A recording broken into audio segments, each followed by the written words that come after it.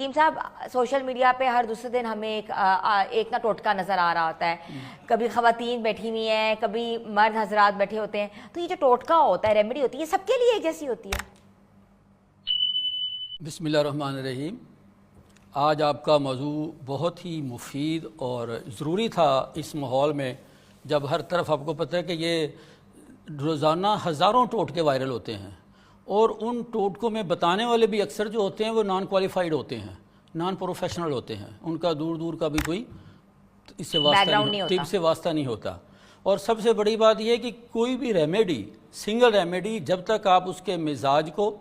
اس کی خوراک کے مقدار کو اور اس کے مناسب استعمال کو جانتے ہی نہیں، جسٹ کاپی پیسٹ کر کے آپ اس کو وائرل کر رہے ہیں، تو یہ انتہائی نقصان دہ ہے۔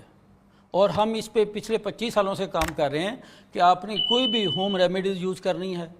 کوئی ٹوٹکا استعمال کرنا ہے، کوئی بھی استعمال کرنا ہے، اس کے لیے پراپر آپ جو اس کا ماہر ہے اس سے کنسرن کریں۔ اگر وہ آپ کے مزاج کے لیے مفید ہوگا تو آپ استعمال کریں، ورنہ نہیں۔